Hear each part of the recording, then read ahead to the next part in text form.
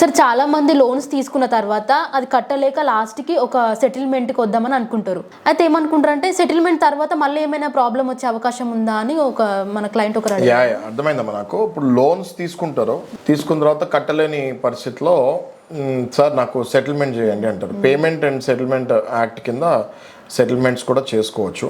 Every bank financial year ఎండింగ్కి book close చేసుకుంటారు. Book అంటే వాళ్ళు ఎక్కడెక్కడ లోన్లు ఇచ్చారు ఏంటి ఆ లెక్క ఉంటుంది అనమాట. ఆ లెక్క క్లోజ్ చేసుకునే ముందు ఇంకా వీళ్ళ ప్రయత్నం వీళ్ళు చేసి అలసిపోయి ఇంకా ఈయన దగ్గర నుంచి మనకి డబ్బులు వచ్చేటట్లు లేవు అన్నప్పుడు సెటిల్మెంట్ అనేది ఒక ఆప్షన్ ప్రతి వినియోగదారుకి కస్టమర్కి ఇస్తూ ఉంటారు.